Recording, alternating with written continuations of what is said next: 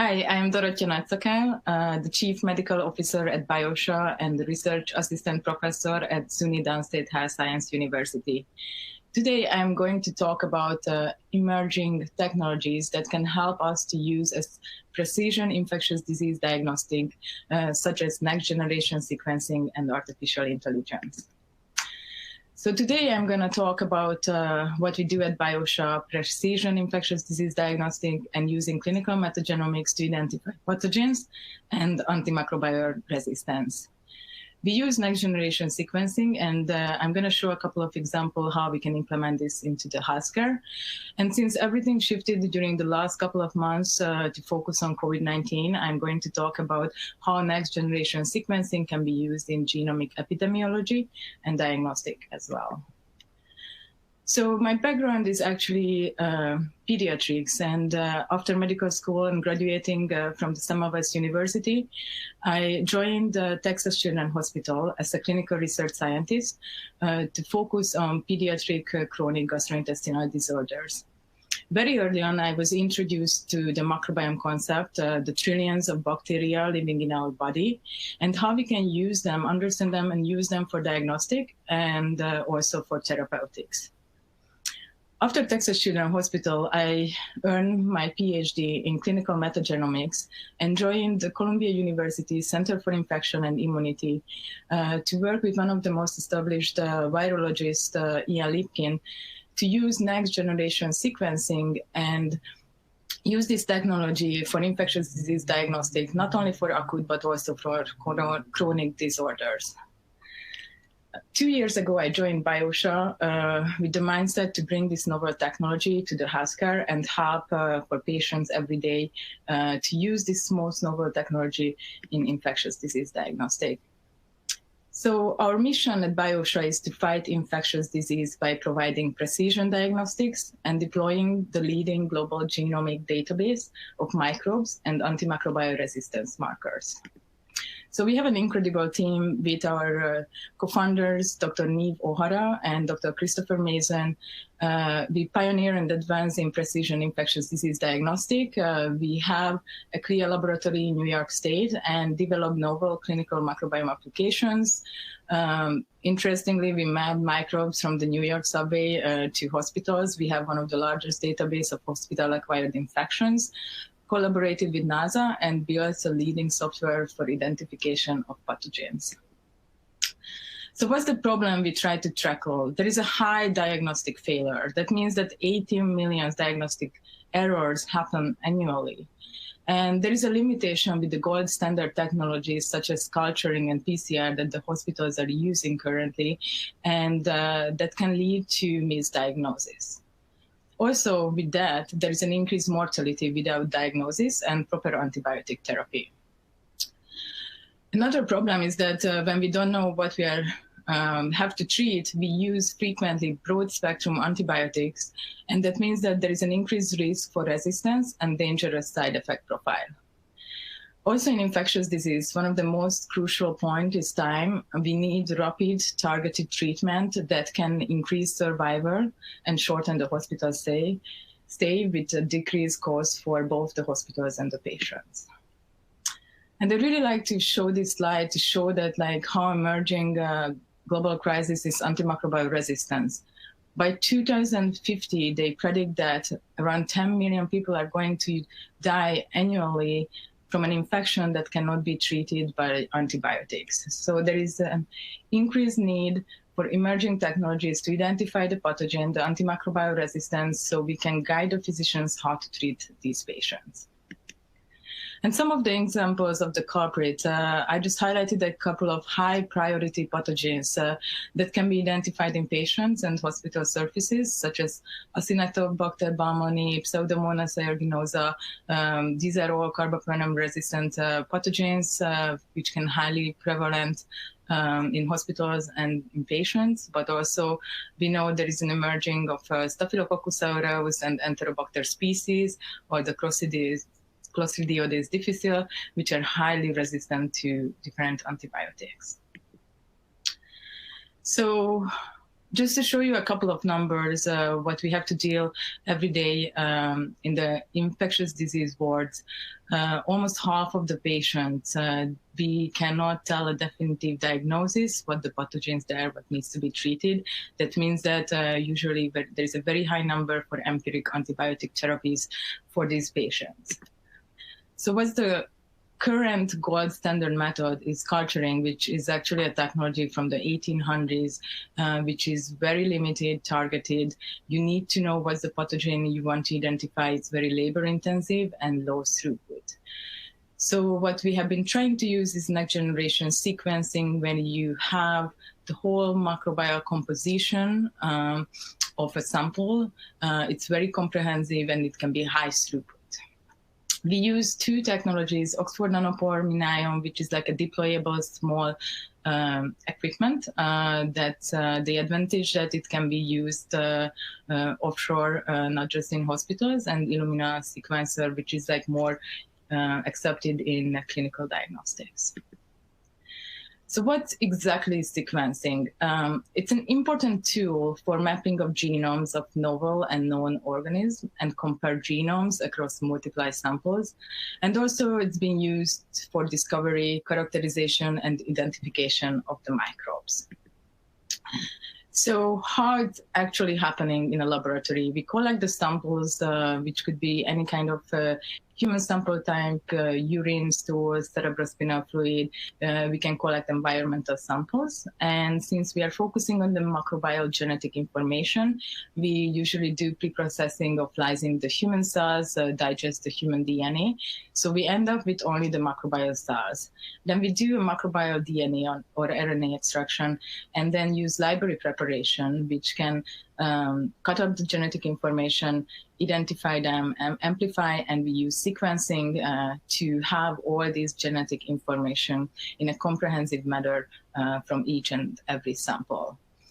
It can be multiplexed, and many samples can run together that can efficiently improve the high throughput and also decrease the cost. We have bioinformatic pipelines built out for processing the data and analyzing the information. So at Columbia University, previously at the Center for Infection and Immunity, I was privileged to work with incredible groups who have been developing capture sequencing. That means that focusing on the viruses or the bacteria, we can amplify those genetic information which can improve the sensitivity. And we have been working with also unbiased metagenomics that can describe novel pathogens and infectious disease agents. And this was quite interesting to have clinical samples when we had no known origin, and we were able to find the pathogen by using next generation sequencing. So what made us possible to use this technology? The sequencing cost dramatically dropped during the last years, and also the computational advances using bioinformatic tools, dealing with large data set and using artificial intelligence provided us and enabled to use this technology. And after we have the sequencing and the genetic information, we can quickly process these data sets and use it to provide a report for the physicians. And why is it so important? It's actually not just on in acute infectious diseases, but there was a paper early this year that showed that in chronic diseases, there is a high predictive power of the microbiome, the microbial composition from one body type that can actually associate it with different chronic diseases. It's research use only. However, there is a very promising future of using next generation sequencing to diagnose other, not just acute infectious diseases, but chronic diseases as well. And what are the challenges? It's not an easy road, definitely, to use next generation sequencing in the everyday clinical setting and healthcare systems. Definitely one of the biggest challenges, I believe everybody on this field agree with me, is standardization, using negative and positive control standard way. The clinical validations can be challenging, and the accuracy and replicability. There are regulatory challenges and, of course, infrastructure that needs to support this kind of technology. But we are not alone on this field, and I think it's really great to see that many companies took up the challenge to use next-generation sequencing and use this technology in the infectious disease space. So we are moving forward, and hopefully we can see many more implications and use cases where you can use next-generation sequencing in the infectious disease diagnostic space. So what we do at Biotia, we do rapid precision infectious disease diagnostic by using artificial intelligence and next generation sequencing for environmental surveillance and rapid precision diagnostics for infectious diseases. We can detect and identify the pathogens within a very short and quick turnaround time. And we can also identify virulence factor and antimicrobial resistance to guide the optimal precision therapeutics for the patient. With that, Bioshock can improve patient outcomes and decrease healthcare costs. So, and I just brought a couple of examples from last years where we have been doing hospital acquired infection monitoring on hospital surfaces and also clinical metagenomics with these collaborators. And I just want to share some of the results. So, we work together with Bormograd International Hospital, which is like an international destination hospital in Southeast Asia. They see more than 1 million patients annually. So this is an incredible space for microbes. And we were able to set up a pilot study to screen 1,000 patients and collecting urine samples. What we did, we sequenced these urine samples. Actually, we trained the hospital to do their own sequencing, and then they uploaded the clinical information and the genetic information, and we were able to provide them clinical microbiology reports. So here you can see an example of our clinical microbiology report with patient information and ordering information, but also like tracking the problem, like what kind of pathogens were detected in the urine. So what we learned during some of the studies we have been doing, for example, with the New Jersey hospital, that like physicians usually have only 30 seconds from one patient to another to make a definitive diagnosis. And for that, if we provide them a comprehensive report on all the identified pathogens, the drug resistance that can overwhelm them, and this report cannot be used efficiently. So we try to tailor it as a clinician-friendly way to provide as much information as possible. And we usually highlight the high virulence, high resistance pathogens to have the physicians guide their therapy. And on the left side, and I really like to highlight that what you can get from a high throughput sequencing technology is that like you can see the whole comprehensive microbiome profile. So on the left, you can see a healthy microbiome profile on the top, and you can see that there is a diverse microbiome in a healthy person. And on the down, you can see a urine profile indicating there is an overgrowth of E. coli bacteria. So even if the first patient, the healthy one, you can detect E. coli, you can see there is a healthy microbiome. However, when there is an overgrowth of one bacteria, for example, that can direct the physicians and let them know that this is a case where you need to treat this patient when they have symptoms, and you can get the pathogen information, the virulence factor, and also the resistance to better help and provide like precision infectious disease diagnostics and therapy. So some of our additional data from this pilot, and these are like just only for the first 150 samples that were processed, and we are in the process to finalizing all our results. But of course, with metagenomics, we found a more diverse microbiome. We were able to identify 172 species compared to culturing, which is a targeted methodology. And also, we were really happy to see that the validation was like with a high agreement. In both cases, the dominance of E. coli was consistent, and that was also consistent with previous clinical studies that shows that E. coli is highly linked to urinary tract infections. So, and I just want to drive your attention for one particular case, and those are like all the culture negative samples. So what we found with the culturing on these exact same samples, which went through next generation sequencing, that 30% of the culture results were negative. And out of those, microbes were detected with sequencing around 80%. And out of those, 40% were pathogens. So that means that those are the use cases where next generation sequencing can actually give you a final definitive answer on the pathogen detection. We also looked into the drug resistance markers, and we identified most of the drug resistance were linked to E. coli. It's also because of the high prevalence of E. coli species detected in the samples, and we looked into the multi-drug resistance pathogens that were mostly E. coli, Pseudomonas, and Enterococcus species, and we were able to identify many of the drug classes that these pathogens were resistant to. This high resistance was probably due to this hospital is, the samples were collected in hospitals, so these patients were hospitalized with a high resistance rate.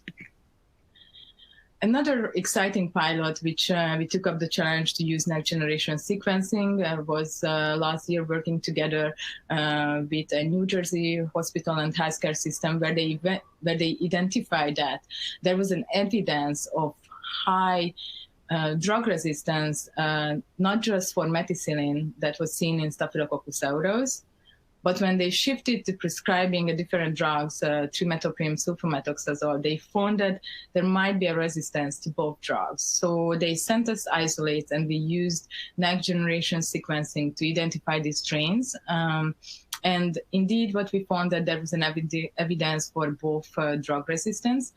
And we also additionally found that in 2/3 of these samples, mupirocin resistance was found. That means that that's very alarming, because that's, for example, an antibiotic that's used on the skin for decolonization before surgery. So these pathogens are quickly can be resistant based on the therapy and prophylaxis that has been used. That's why it's so important to use precision infectious disease therapy. That means that we treat exactly that pathogen that can be detected in the patient. So, and again, just to highlight with a couple of numbers, what I said, it's quite shocking that currently empiric antibiotics, that means that we use antibiotics for the patients based on population-based studies. That means that 91% we use empiric antibiotics for the patients. And only using clinical metagenomics and sequencing that could decrease the unnecessary days of antibiotic therapy and decrease the antimicrobial resistance if we use this novel technology. So if you have time right now, I recommend to watch The Resistance Fighters. It's a great documentary on antimicrobial resistance and the global crisis we have been facing currently. And last year, the CDC has been alarming this very important case to work against antimicrobial resistance. So Biotia is also part of this effort to decrease antimicrobial resistance and work with antimicrobial stewardship.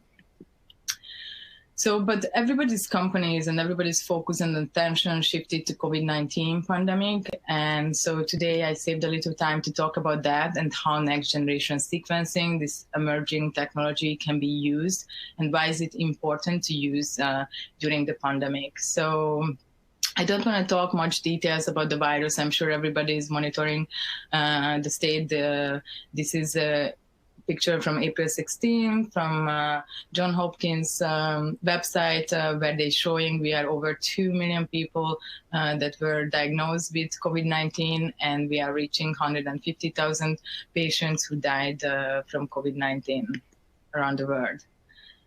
How you can use sequencing and why is it important as implication for public health intervention?